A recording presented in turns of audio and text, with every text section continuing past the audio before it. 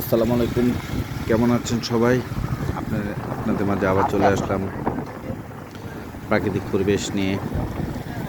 আমি রনিকে বলতে চাচ্ছি, তুমি আমাকে ভিডিও না করে চতুর্দিকটা সবার সাথে শেয়ার করো, যাতে সবাই দেখতে খুব পছন্দ করে, লাইক করে। গ্রামীণ পরিবেশটা আসলে মনোমুগ্ধকর। আমরা সবাই জীবনের প্রয়োজনে বা তাগিদে যেটাই বলেন শহরে বসবাস করি, কিন্তু গ্রাম হচ্ছে শেকড়। গ্রামকে কখনো ভোলা যাবে না। এই রাস্তাটা হচ্ছে যখন আমরা ছোটোবেলা গার্ডিয়ানের হাত ধরে আম্মা আব্বা বা মামাদের হাত ধরে যেতাম, তখন রাস্তাটা খুবই করুণ অবস্থা ছিল। রিক্সা ভাড়া ছিল 150 টাকা, ছোটোবেলার কথা বলতেছি।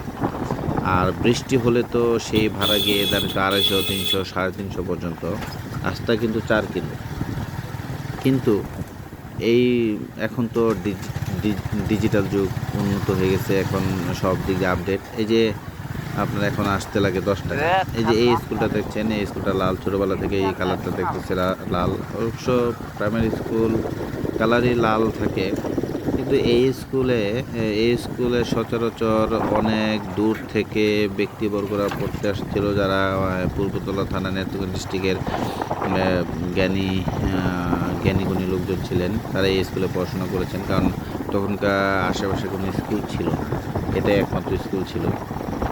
এখন তো 1 কিলো 2 কিলো করে আপনার স্কুল অজস্র পরিমাণে হয়ে গেছে, যেটা বলা বাহুল্য। যাই হোক, এই রাস্তাটা দিয়ে যখন আসছি, অনেক দিন পরে আসলাম এই রাস্তাটাতে, যখন আমরা যাচ্ছি মামা বাড়ি, তখন অনেক কথা মনে পড়ে, স্মৃতি মনে পড়ে, যেটা আসলে ধরে রাখা যায় না। এই যে দেখতে পাচ্ছেন যে প্রাকৃতিক পরিবেশটা, সেটা আসলে খুবই সুন্দর। এই যে এটা টিনের ঘরটা, এটা মাদ্রাসা, মাসুমিয়া মাদ্রাসা দিছে। এই যে দেখেন পুরা রোডটা ধানের বুকে, যখন ধান ক্ষেতের বুকে যখন পড়ছে, মনে হচ্ছে এক টুকরো গোল্ডেন। ঠিক আছে, খুব সুন্দর। মাঝে মাঝে কোথাও সবুজ, তার মানে ধানগুলো পাকে নাই। তো রিসেন্টলি এই ধানগুলো ওরা কেটে ঘরে তুলবে, কৃষকের মুখে হাসি ফুটবে।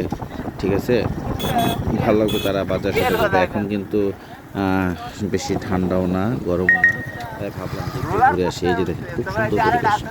তো এই পরিবেশটা থেকে লোক সামলাতে পারলাম না, আপনাদের মাঝে শেয়ার করলাম যে আপনারা পরিবেশটা দেখেন। আমি একা দেখি, তাই আর কি আপনাদের সাথে শেয়ার করা। তো আমরা যাচ্ছি, রোদের তাপ, রোদ অনেক থাকলেও তাপটা বেশি না, কারণ শীত যেহেতু মৌসুম। আপনারা দেখতে পাচ্ছেন যে আমাদের ছায়াটা আমাদের সাথে সাথে আসছে, তার মানে রোদের তাপ অনেক, কিন্তু তাপটা লাগতেছে না, যেহেতু ওয়েদারটা মাঝে মাঝে কলা গাছ। আসলে এই কলা গাছ থেকে কখনো কলা খাওয়া নাই, বা আমি দেখি নাই যে কলাস্তরি ধরতে। এটা কলা গাছ, কলা কি ধরে নাকি ধরে না এটাও জানি না। এই ফিশারি খুব সুন্দর, এটা শিং মাছের প্রজেক্ট একটা, দেখতে পাচ্ছেন। যারা চাষ করে তারা অবশ্যই জানেন।